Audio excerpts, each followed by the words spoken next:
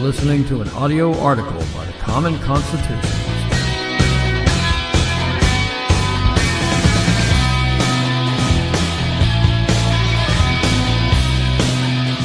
Today's article is entitled, Narratives and Facts Often Don't Mix.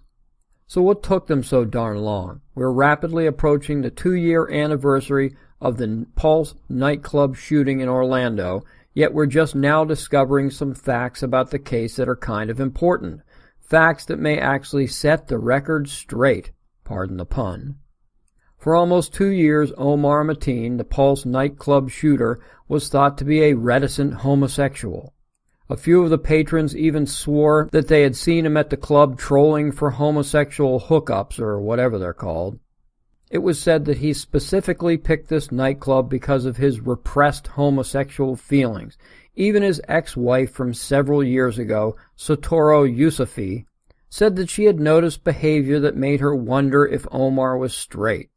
Of course, she didn't say this and probably never noticed it until the media began running with the narrative that Mateen was a closet homosexual.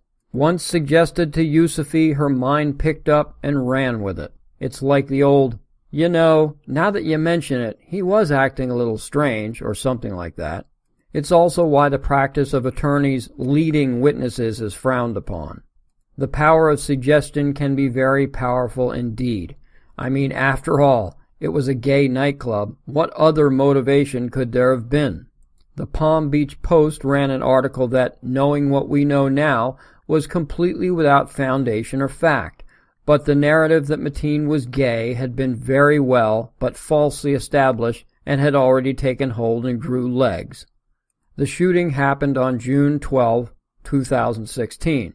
The Palm Beach Post article ran only 2 days later. Quote, the FBI is investigating reports that Orlando nightclub shooter Omar Mateen used gay dating apps and regularly visited Pulse before he shot more than 100 people inside, killing 49. At least 5 people have come forward saying that they saw Mateen at gay clubs, painting a complicated portrait of the American-born Muslim whom the FBI believes was radicalized by terrorist groups, unquote. Now, to be clear, I'm not defending Mateen in any way. He was a scumbag terrorist, and I couldn't care less whether he was homosexual or enjoyed the company of goats.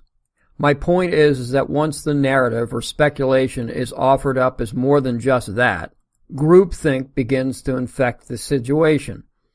Then the old now that you mention it scenarios develop lives of their own. This may actually hamper, not assist in an investigation. How much time did the FBI waste attempting to follow leads because several people came forward to say that Mateen had homosexual encounters with them and others? On June 23, 2016, the LA Times wrote that, quote, in seeking to verify the reports, federal agents have called Mateen's electronic devices, including a laptop computer and cell phone, as well as electronic communications of those who made the claims, law enforcement officials say. So far, they have found no photographs, no text messages, no smartphone apps, no gay pornography, and no cell tower location data to suggest that Mateen, who was twice married to women and had a young son, conducted a secret gay life, unquote, the officials said. As we now know, Mateen evidently did not know that the Pulse nightclub even existed before that evening. Yet, for almost 2 years, we've been led to believe that this was an anti-homosexual hate crime which fit the left's narrative of garnering additional sympathy and support for the LGBT community.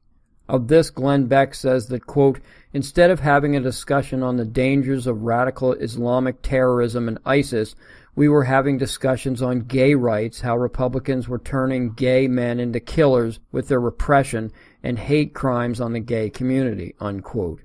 We now know that Disney was his intended target, but he was scared away from that location because of the presence of armed security.